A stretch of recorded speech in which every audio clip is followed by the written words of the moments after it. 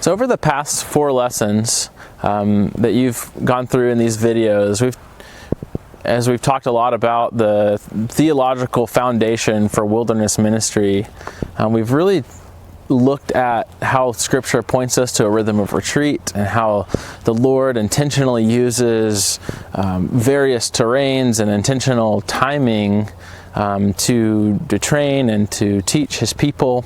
And we see that the Lord also uses this special place of wilderness as a place to test and to train and to reorient His people to trust Him. And this is a really incredible thing to see. And so we really want to just take another step in and see all this as one cohesive unit, one cohesive theme that points us to how God utilizes the wilderness to train His people. So I'd like to take you to a place in Scripture. We're going to look here at Luke 5, where Jesus calls His first disciples.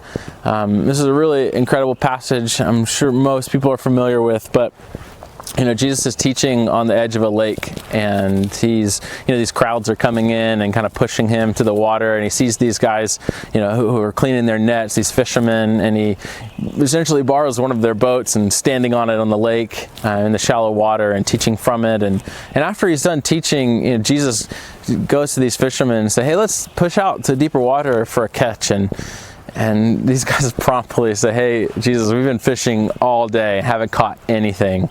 I doubt this is going to work," and they trust Him anyways. And they go out there, and what happens, these guys catch so much fish, their nets are busting, their boats are sinking. And I just want to read to you Jesus' response and their response to this here in Luke 5, starting in verse 8. It says, "When Simon Peter saw this, he fell at Jesus' knees and said, 'Go away from me, Lord, I am a sinful man.' For he and all his companions were astonished at the catch of fish they had taken. And so were James and John and the sons of Zebedee, all Simon's partners. And Jesus said to Simon, 'Don't be afraid. From now on, you will fish for people.' So they pulled their boats up on shore, left everything, and followed Him."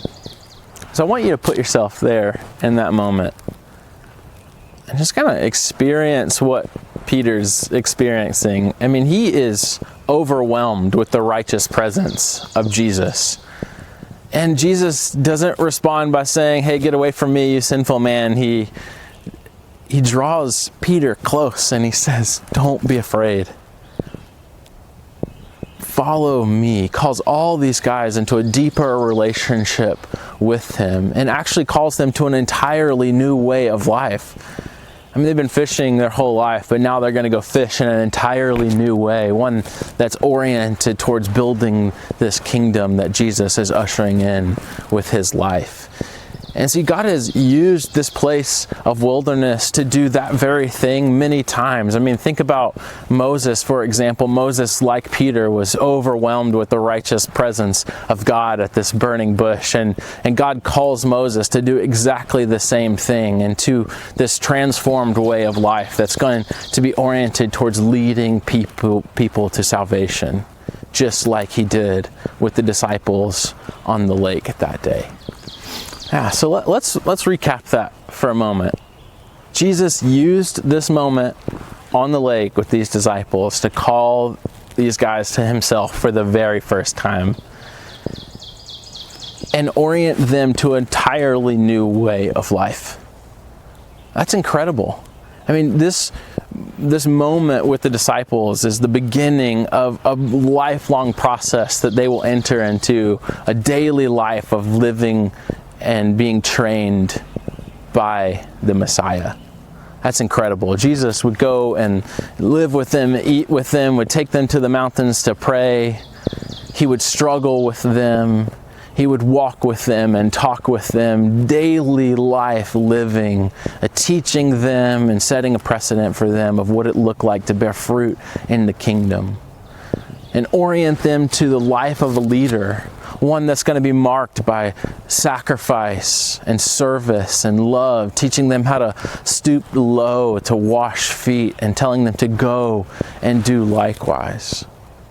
And God uses this special place of wilderness to teach and train and call people to Himself. So when you and I utilize the place of wilderness as a place to disciple and train other people, we are right in step with what we see Jesus doing, what we see in the scriptures, and what God has done throughout all of history. You know, what we see with the life of the disciples with Jesus is that while they did spend an enormous amount of time out teaching outdoors and in the wilderness, the majority of their time together was not there.